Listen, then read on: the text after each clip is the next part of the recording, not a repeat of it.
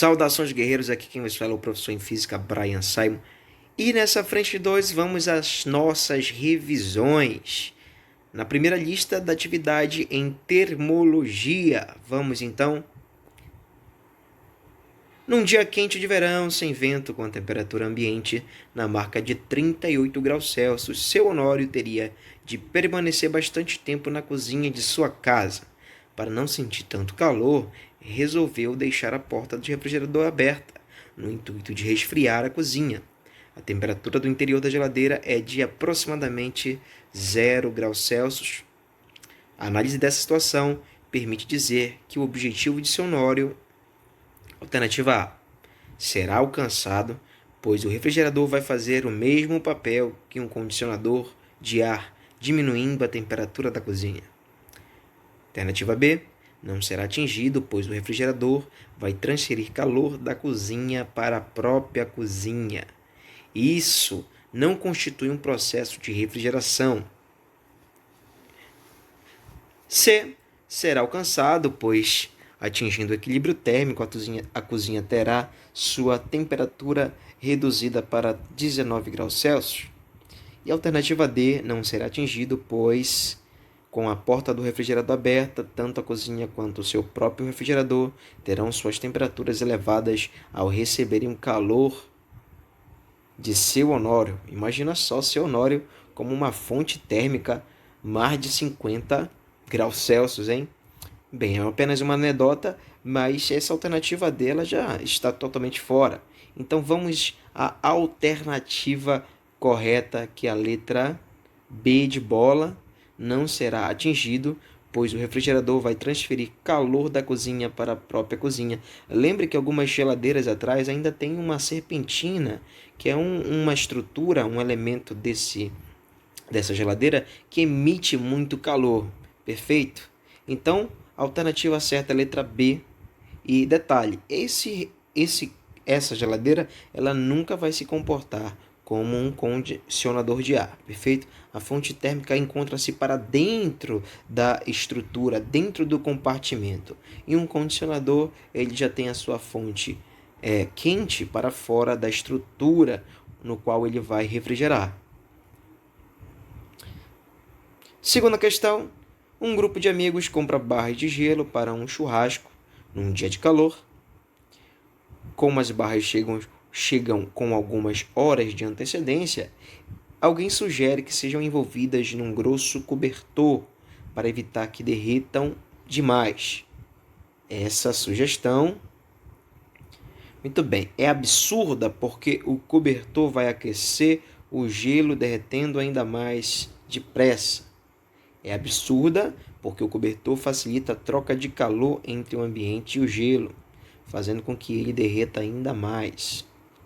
Letra C é inócua, pois o cobertor não fornece, nem favorece, nem absorve calor, ao gelo, não alterando a rapidez com que o gelo derrete. Letra D faz sentido porque o cobertor facilita a troca de calor entre o ambiente e o gelo, retardando seu derretimento. A alternativa E faz sentido porque o cobertor dificulta a troca de calor entre o ambiente e o gelo, retardando seu derretimento. Vamos então à alternativa correta, que é a alternativa E. Faz sentido porque o cobertor dificulta a troca do calor entre o ambiente e o gelo, retardando o seu derretimento. Esse cobertor ele age como se fosse um isolante térmico, perfeito? Lembrando que existem também, além dos isolantes, condutores térmicos, que no caso eu posso dizer um material que facilita a condutibilidade térmica, um metal. Vamos então à terceira questão. Você certamente já deve ter queimado os dedos ao tentar segurar uma colher de alumínio parcialmente mergulhada em uma panela que continha chá ou café bem quente. O cabo da colher, mesmo não estando em contato direto com um líquido quente, também aquece. Essa situação é um exemplo de...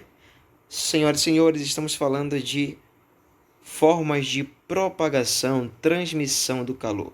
Elas podem ser convecção térmica e radiação ou condução.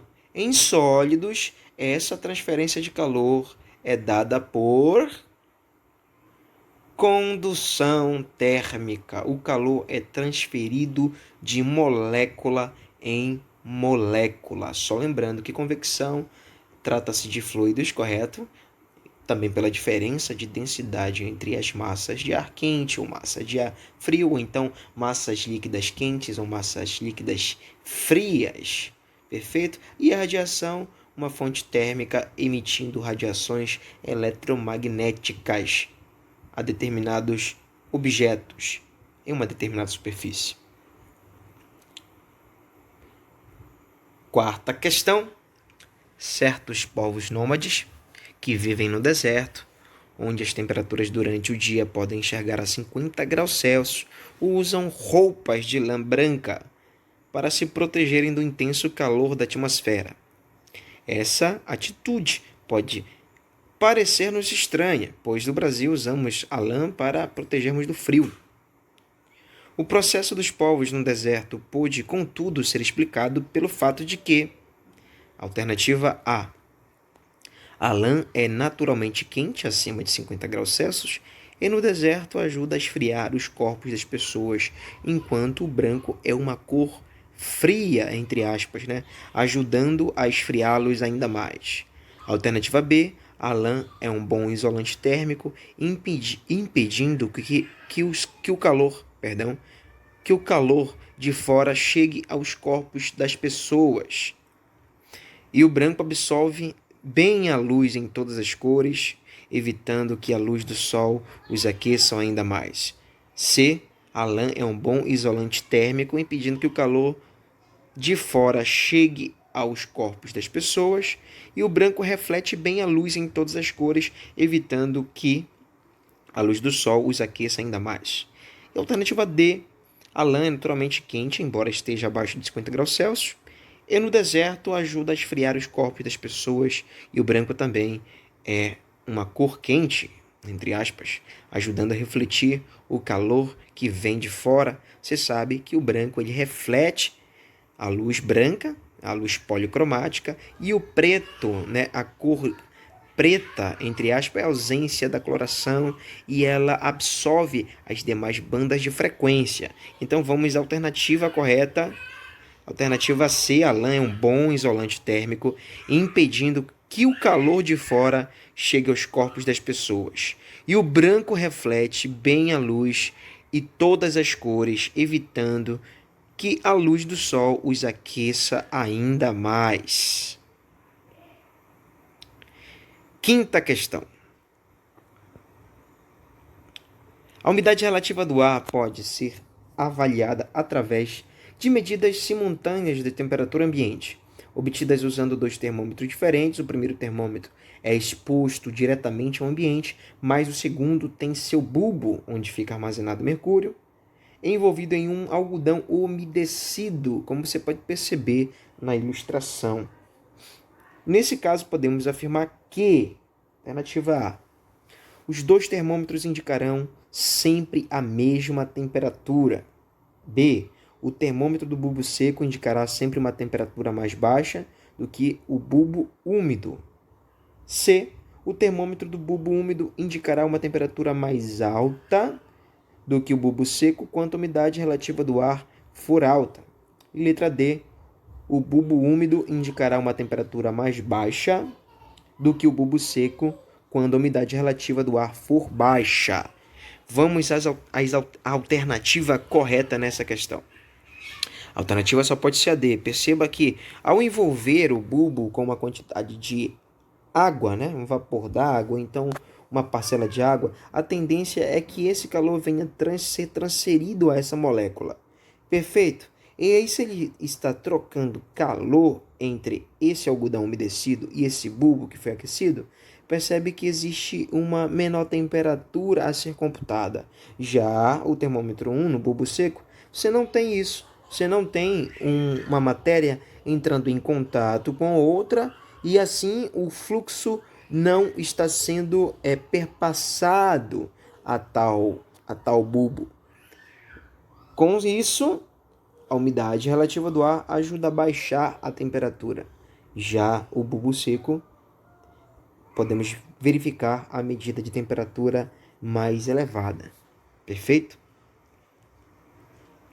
Sexta questão, um aluno pegou uma fina placa metálica e nela cortou um disco de raio R. Em seguida fez um anel também de raio R com um fio muito fino do mesmo material da placa. Inicialmente, mesmo material da placa. Se tem o mesmo material da placa, significa que tem o mesmo coeficiente de dilatação. Perfeito? Então, continuemos. Inicialmente, todos os corpos encontram-se na mesma temperatura e, nessa situação, tanto o disco quanto o anel encaixavam-se perfeitamente no orifício da placa. Em seguida, a placa, o disco e o anel foram colocados dentro da geladeira até alcançarem um equilíbrio térmico com ela. Depois de retirar o material da geladeira, o que o aluno pôde observar?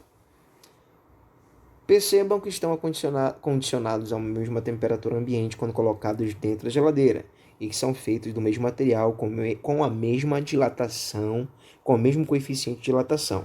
Perfeito? Então vamos lá. Tanto o disco quanto o anel continuam encaixando-se no orifício da placa. B. O anel encaixa-se no orifício, mas o disco não. C. O disco passa pelo orifício, mas o anel não. D. Nem o disco nem o anel se encaixam mais no orifício, pois ambos aumentam de tamanho. Aumento de tamanho em temperatura baixa. Incrível essa alternativa. Equivocada. Perfeito? E letra E. Nem o disco nem o anel se encaixam mais no orifício, pois ambos diminuíram de tamanho. Alternativa certa, queridos. Alternativa A. Tanto o disco quanto o anel continuam encaixando-se no orifício da placa. Ressaltando, condicionados à mesma temperatura ambiente. Número 2. Feitos do mesmo material, com o mesmo coeficiente de dilatação. Sétima. Uma chapa de ferro com furo central é introduzida num forno. Com o aumento da temperatura, é correto afirmar que, quanto à área, tanto a chapa como o furo tendem a aumentar. Tanto a chapa como o furo tendem a diminuir. Incrível, né? Tende a diminuir com uma elevada temperatura no qual o forno se encontra. A alternativa já está errada. A chapa tende a aumentar enquanto o furo diminui. A chapa tende a aumentar quanto o furo se mantém. A chapa se mantém enquanto o furo diminui. Alternativa correta, sem mais delongas, alternativa A. Todos dois tendem a sofrer dilatação. Muito bem, mais uma questão. Em nosso cotidiano, utilizamos as palavras calor e temperatura de forma diferente de como elas são usadas no meio científico. Lembrando que calor é energia em trânsito e temperatura é o grau de agitação das moléculas. Na linguagem corrente, o calor é identificado como algo quente e a temperatura mede a quantidade de calor de um corpo. Isso é o senso comum. Perfeito?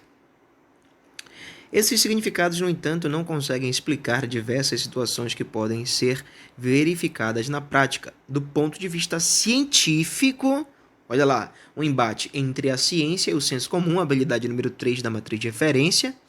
Que situação prática mostra a limitação dos conceitos corriqueiros de calor e temperatura?